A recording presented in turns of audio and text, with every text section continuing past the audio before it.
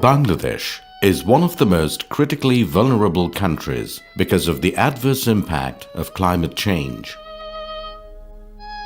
Frequency, severity and unpredictability of cyclone, floods and other natural disasters are already on the rise and will increase further. Around 27 million people are at risk of being directly affected, including displacement, loss of life and livelihood. সিডারের পর তো আমাদের জমি জমা সব চলে গেছে। সিডারের পরে এই রাস্তা হওয়ার পরে এখন তো মনে করেন এই আমার বাম সাইডে আমার বাসা ঢুকাছে। এই জমিতে থাকি মানুষের জমিতে, তাও বছরে 2 কেজি ধান দিতে হয়। তারপর এই জায়গায় আছি। তারপর এই পিছনে উত্তর দিকের বেরিবাদ ছুটে যাওয়ার পরে আমাদের এই বাসাও তলাই যায়। তখন কি করব, সবাই কথার স্বার্থে রাস্তায় বাসা দিছি। কি করব, আমাদের জমি জমা সব ভেঙে গেছে নদীতে।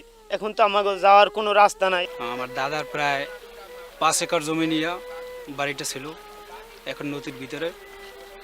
এখন বর্তমানে এই ভেরির কুলে একটু ছাপড়া দিয়া কোনোরকম আছে, নদীতে ভাঙ্গলে নিয়ে গেছে এবং বাড়িঘর কোনো জায়গায় করতে পারি নাই। Salinity will increase in wetlands, canals and rivers in the coastal region. Rise of temperature accompanied by reduced rainfall will accentuate vulnerability to drought in the Barind Tract. Industrialized countries that are mainly responsible for climate change have been making commitments since Copenhagen Summit 2009 through Paris Agreement and COP22 in Marrakesh to mobilize $100 billion annually by 2020 for developing countries like Bangladesh to address the climate change. Ahead of the Marrakesh conference, developed countries declared a roadmap to $100 billion. There was, however, no specific commitment of funds to be provided for adaptation, nor is it clear if and to what extent the committed $100 billion were to be made available as grants. In fact, they have so far committed only about $36 billion, that too with no clear indication on what proportion of it will be provided for adaptation and as grants for Bangladesh and other the worst affected countries. In the meantime, of the $2.5 billion needed per year for only adaptation, Bangladesh has so far raised only $1.27 billion from national and international sources. Bangladesh government created his own fund that is called Bangladesh Climate Change Trust Fund. We are implementing projects under that fund. For the last 7-8 years, government allocated around $400 million.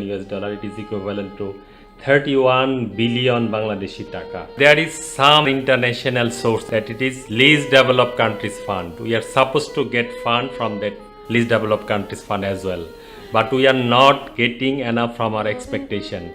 However, budgetary allocation to this fund has come down significantly, while the Resilience Fund, created with contribution from donor countries, which raised only around $130 million, has also been closed down. Bangladesh is yet to receive any fund from the Green Climate Fund, including $40 million approved for a specific project. All these have exposed Bangladesh to severe uncertainty of availability of funds for badly needed adaptation. Against this backdrop, some multilateral banks are proposing loans to Bangladesh, which is unacceptable in view of the fact that rather than another round of burden of interest for the climate-affected people, Bangladesh deserves compensation in the form of grants. I don't personally accept the fact that Bangladesh should apply for loan as a source of international financing for adaptation because as we recall, in February 2012, the Prime Minister of Government of Bangladesh, who is still the Prime Minister, clearly stated in the parliament that Bangladesh will not ever receive loan for financing adaptation. So we should stick to that policy.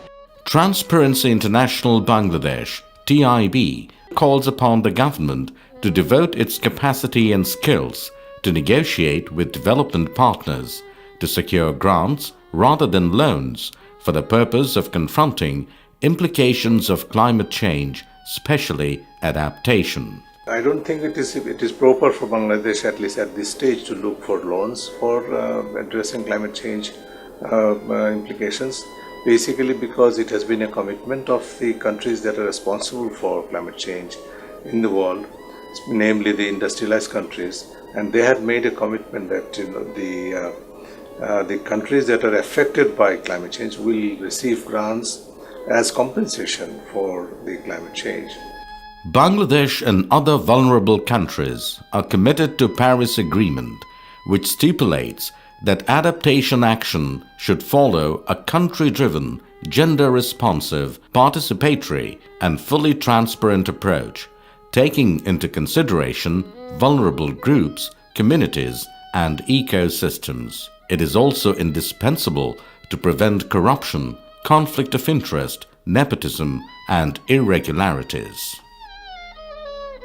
এই রাস্তাটা এখানে দেবে আমরা বলছি যে sir এখানে আর কয়দিন থাকবে আপনারা এই রাস্তাটা টো দিয়ে আগাই দেন এখানে রাস্তা দেওয়া যায় আর না দেওয়া হয় এখানে এই কন্ট্রাক্টরে বলতে আছে যে আপনারা এখন যে কয়দিন বাঁচতে পারেন এখন আপনারা এখান দিয়ে বাঁচতে হারেন নিতে হইয়ে দেন ওখান দিয়ে আবার দেবে কতক্ষণ এই সরকারি একটা সুলিস এই সুলিস ক্ষতি করিয়া রাস্তা ওই তুলে নেওয়া যাইবে না এখন আমরা নিরুপায় হইয়া এখন আমরা কইতেছি দেন তাই আপনাকে যেখান দিয়ে দেওয়া লাগে যে কদিন বাইসে থাকতে। বাংলাদেশ পানি উন্নয়ন বোর্ডের বিভিন্ন জায়গায় কাজ হচ্ছে, বিভিন্নভাবে হচ্ছে, তবে দিনাজপুর পরিচালন ও রক্ষণাবেক্ষণ বিভাগ থেকে যে কাজগুলো হচ্ছে, বিশেষ করে বিগত ৩-৪ বছর থেকে যে কাজগুলো আমরা করছি, এই কাজগুলোর মধ্যে কোনো ধরনের কোনো দুর্নীতি নেই, কোনো রকমের কোনো অসৎ আচরণ নেই।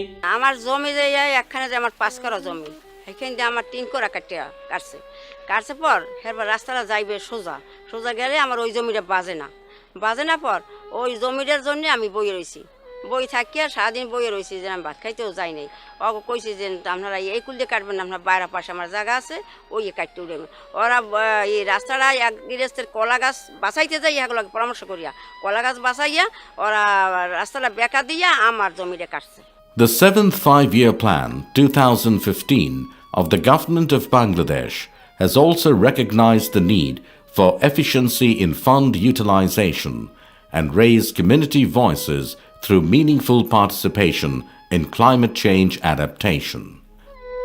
Tracking about 30 climate change adaptation projects implemented by both government and NGOs, TIB has identified inadequate disclosures of decision-making and project-related information, poor accountability, low community participation in monitoring implementation, deficit of formal grievances redress mechanism, and overall challenge of integrity in this vitally important sector. What we have done so far is to try to help the government in identifying the governance challenges and corruption challenges, and on the basis of some work that we have done from the very beginning of the both projects under both the Trust Fund and the Resilience Fund is to track the process of implementation of the projects, starting from the project design until the actual implementation at the ground level, and identified various opportunities for improving the standards of compliance, standards of integrity, transparency and accountability and public participation, which are at the core of the expectation of the Paris Agreement and also our own concern. So, and on that basis, I think we have now come to a stage, particularly with reference to the Trust Fund. I can say that it has now built greater capacity to be able to demonstrate that yes, here is a country called Bangladesh, which is capable of using climate change, climate finance properly with higher degree of integrity, honesty and transparency and accountability. This is quite possible. It has already been demonstrated, although we have a long way to go in achieving the desired standards. প্রথমে আমরা প্রত্যেকটা গ্রামে কি লাগবে আমরা need অ্যাসেসমেন্টগুলো আগে আমরা বাছাই করি লিস্ট আপ করি এর মধ্যে আমরা কতগুলো করতে পারবো আর কতগুলো লাগবে এর প্রায়োরিটি লিস্ট আপ করি, করার পরে যেগুলো প্রয়োজন এইগুলো আমরা ডিটেল সার্ভে করি এবং এলাকার মানুষের আমরা সাক্ষাৎকার নিই। তাদের যে কী ধরনের করলে এটা পিপুল পার্টিসিপেশন যেটা বলে, আমরা যাতে লোকাল জনগণের সাথে কোশ্চেনারির মাধ্যমে এইগুলো ফুটিয়ে তুলি যে কোনটা আমাদের বেশি দরকার এবং এইটা কিভাবে করলে ভালো হয়। I think that still now there is not enough representation from the local people. It is not properly institutionalized right now, but government and other organizations are trying to incorporate the local people to listen the grievance, to listen their needs, to listen their priority in that committee. Much more needs to be done to ensure higher levels of transparency, accountability and integrity in the use of climate funds and implement projects with meaningful participation of people at large and affected communities in particular.